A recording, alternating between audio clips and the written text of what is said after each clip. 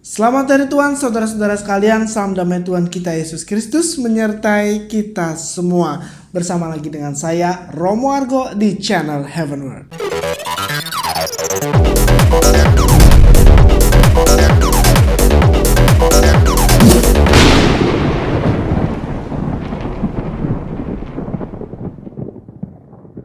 Saudara-saudaraku yang terkasih, hari ini dalam Injil Tuhan mengajak kita untuk menjadi sempurna seperti Bapa di surga sempurna adanya.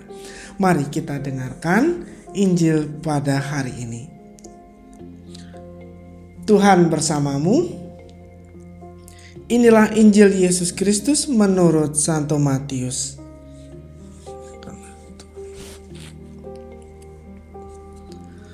Dalam khotbah di bukit, Yesus berkata kepada murid-muridnya, "Kamu telah mendengar bahwa dulu ada ungkapan mata ganti mata, gigi ganti gigi. Tetapi aku berkata kepadamu, janganlah kamu melawan orang yang berbuat jahat kepadamu. Sebaliknya, bila orang menampar pipi kananmu, berilah juga pipi kirimu. Bila orang hendak mengadukan engkau karena mengingini bajumu, serahkanlah juga jubahmu. Bila engkau dipaksa mengantarkan seseorang berjalan sejauh 1 mil, berjalanlah bersama dia sejauh 2 mil. Berikanlah kepada orang apa yang dimintanya, dan jangan menolak orang yang mau meminjam sesuatu daripadamu. Kamu telah mendengar firman, kasihlah sesamamu manusia, dan bencilah musuhmu. Tetapi aku berkata kepadamu, kasihlah musuh-musuhmu, dan berdoalah bagi mereka yang menganiaya kamu. Karena dengan demikian kamu menjadi anak-anak Bapamu yang di surga. Sebab ia membuat mataharinya terbit bagi orang yang jahat dan juga bagi orang yang baik. Hujan pun diturunkannya bagi orang yang benar dan juga bagi orang yang tidak benar. Apabila kamu mengasihi orang yang mengasihi kamu, apakah upahmu? Bukankah pemungut cukai juga berbuat demikian? Dan apabila kamu hanya memberi salam kepada saudaramu saja, apakah lebihnya dari perbuatan orang lain? Bukankah orang yang tak mengenal Allah pun berbuat demikian? Karena itu, haruslah kamu sempurna, sebagaimana Bapamu yang di surga sempurna adanya. Demikianlah sabda Tuhan.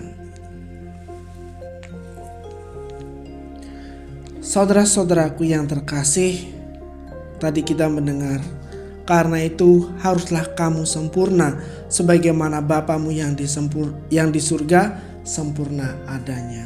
Mungkin kalau kita mendengar ajakan Tuhan ini, jadilah sempurna. Wah, kita kemudian langsung merasa tidak pede, merasa tidak mampu, karena kita sering berpikir bagaimana kita bisa menjadi sempurna, bagaimana kita bisa terhindar seutuhnya dari dosa. Setiap manusia berdosa, hanya Tuhan Allah kita yang sempurna adanya. Nah, seringkali kita berpikir semacam ini, tetapi jika kita berpikir semacam ini, lalu siapa yang akan bisa menjadi sempurna? Dan jika tidak ada yang bisa menjadi sempurna, untuk apa Tuhan Yesus mengatakan ini? Jadi kesempurnaan di dalam konteks bacaan Injil pada hari ini bukanlah sempurna tanpa dosa, bukanlah sempurna tanpa cacat. Karena tidak mungkin manusia hidup sempurna tanpa dosa sedikit pun, tidak. Tetapi lihat, apa yang dimaksudkan Tuhan dengan kesempurnaan itu telah dijelaskan dalam kalimat-kalimat sebelumnya. Janganlah kamu melawan orang yang berbuat jahat kepadamu. Sebaliknya, bila orang menampar pipi kananmu, berikanlah juga pipi kirimu. Bila engkau dipaksa mengantar seseorang berjalan sejauh 1 mil, berjalanlah bersama dia sejauh 2 mil. Jika orang mengadukan engkau karena mengingini jubahmu, mengingini bajumu, serahkanlah juga jubahmu. Nah, berikan apa yang orang minta, jangan menolak kalau ada orang yang mau pinjam. Ini saudara-saudaraku yang dimaksudkan oleh Tuhan dengan sempurna. Kita tidak hanya berbuat baik, karena setiap orang pun bisa berbuat baik. Bahkan di sini dikatakan orang jahat pun bisa berbuat yang sama. Orang yang tidak mengenal Allah pun bisa berbuat sama, bisa berbuat baik. Karena kebaikan itu milik semua orang. Tetapi kasih itu beda. Dan kita adalah anak-anak Tuhan, anak-anak kasih. Anak-anak yang mau membuka diri untuk lebih, ya. Jadi untuk berbuat lebih dari sekedar kebaikan, tapi kasih. Kasih itu dari Tuhan, saudara-saudaraku. Dan kasih itu adalah Allah adalah kasih, ya. Jadi kita bisa melihat kasih itu seperti apa? Seperti Tuhan Yesus telah tunjukkan kepada kita semua.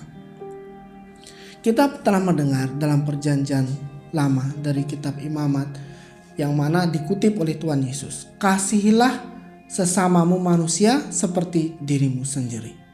Itu hukum yang lama, hukum kasih yang lama. Kasihilah sesamamu manusia seperti dirimu sendiri. Tetapi sekarang Tuhan menyempurnakannya. Saling mengasihilah kamu seperti aku telah mengasihi kamu. Jadi ukurannya adalah kasih yang telah Tuhan berikan kepada kita semua. Kita bisa lihat bagaimana Tuhan telah menyerahkan dirinya, segalanya di kayu salib. Untuk apa? Untuk kita. Apakah kita layak? Tidak. Kalau dipikir-pikir tidak ada kelayakan sama sekali.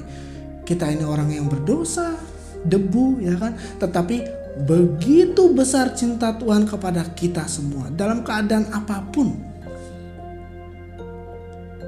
Maka dia datang ke dunia untuk menyelamatkan orang-orang yang berdosa. Dia datang bukan untuk menyembuhkan orang sehat, datang untuk orang sehat, tetapi untuk mencari dan menyembuhkan orang yang sakit, orang-orang yang berdosa karena cinta kasihnya yang luar biasa. Dan kita diajak untuk mengikuti teladan Tuhan Yesus, teladan kasihnya. Maka kita diajak untuk sempurna, saudara-saudara. Mengasihi dengan kasih yang telah Tuhan berikan kepada kita. Nah, masalahnya sekarang adalah kalau kita tidak pernah mengalami kasih Tuhan. Nah, ini yang jadi masalah. Bagaimana kita bisa mengasihi kalau kita sendiri tidak pernah mengalami kasih Tuhan? Apakah ini kesalahan Tuhan? Tidak. 100% ini kesalahan manusia. Mengapa saya bisa mengatakan seperti itu? Manusia tidak pernah terhindar dari masalah, dari kesulitan. Tetapi pasti ada penyelesaiannya. Meskipun terpontang-panting, ya kan. Kemudian mereka berdoa, mereka mengusahakan apapun. Ketika masalah itu terselesaikan, apa yang dilakukan? Mungkin orang itu memuji dirinya sendiri. Wow, saya hebat. Aku bisa menyelesaikan masalahku. Keren, saya hebat. Saya orang kuat. Kemudian mungkin dia juga berterima kasih pada orang lain yang menolong dia keluar dari masalah tersebut. Oh, terima kasih Pak A, Pak B. Karena bantuan Anda masalah saya selesai, luar biasa, Anda sangat baik. Namun seringkali kita lupa, saudara-saudaraku, bahwa di balik itu semua ada Tuhan yang hadir di dalam pribadi-pribadi yang baik hati tadi yang menolong kita. Dan dia pula yang membuat segalanya terselesaikan dengan baik. Dan kita lupa bersyukur. Syukur-syukur ingat saja tidak gitu ya. Jadi bagaimana kita yang sudah mengalami kebaikan-kebaikan, mengalami kasih Tuhan tetapi tidak mengalami kasihnya. Dalam artian begini, kita mengalami kebaikannya tetapi kita tidak mengenal bahwa ini adalah kebaikan dari Tuhan. tetapi lebih bangga pada dirinya sendiri atau orang-orang yang telah menolong dia keluar dari kesulitan. Ini salah satu contoh saja, saudara-saudaraku. Nah, ini yang membuat kita kesulitan untuk mengalami kasih Tuhan. Maka orang-orang yang mengalami seperti ini juga akan kesulitan berbuat kasih. Ketika dia akan berbuat kasih, berat hati, merasa terpaksa. Ternyata ikut Tuhan itu susah, sulit. Nah, itu kan yang sering kita ungkapkan, ya kan? Kita merasa sulit. Tetapi saudara-saudaraku, kalau kita sungguh-sungguh merasakan kasih Tuhan, mengakui bahwa ini dari Tuhan, dan bersyukur kepada Tuhan, maka kita akan melakukannya dengan senang hati. Karena apa? Perbuatan baik, perbuatan kasih yang kita lakukan untuk saudara-saudara kita merupakan sebuah persembahan, sebuah syukur kepada Tuhan. Karena Tuhan telah berbuat baik kepada kita, terutama karena Dia telah datang untuk menyelamatkan kita. Bayangkan, kita manusia berdosa, tetapi Tuhan masih berkenan pada kita, menyelamatkan kita, sehingga kita kelak beroleh kebahagiaan kekal di surga. Apa yang lebih besar daripada itu? Tidak ada. Itulah yang terbesar. Dan kita patut bersyukur. Dengan apa? Simpel, sederhana, dengan kasih. Supaya kasih Tuhan pun bisa sampai kepada saudara-saudara kita. Jadi ini yang membuat kita sempurna, saudara-saudaraku. Jangan lagi kita merasa terpaksa, berat hati. Ikut Tuhan kok susah? Ya karena kita tidak mengalami kasih Allah tadi. Dalam artian kita tidak mengakui itu dari Tuhan, sehingga kita tidak mampu untuk bersyukur karena kita terlalu bangga dengan diri kita. Inilah pencapaian saya. Atau orang lain, terima kasih karena Anda sangat baik, ini karena Anda top. Lupa dengan Tuhan, lupa untuk bersyukur, sehingga berat hati untuk berbuat kasih karena kita tidak merasa berterima kasih kepada Tuhan. Jadi mari saudara-saudaraku, inti dari semua pengajaran Tuhan berujung pada kasih. Kasih lebih daripada sekedar kebaikan. Kasih milik Tuhan. Kita yang punya Tuhan harus mau untuk berbuat kasih. Tentu saja dengan tidak merengut cemburut gitu ya, tidak, tetapi dengan sukacita karena kita bersyukur kepada Tuhan. Mari saling mendoakan satu sama lain supaya kita semakin sempurna dalam kasih Tuhan. Tuhan Yesus mengasihi dan memberkati kita semua.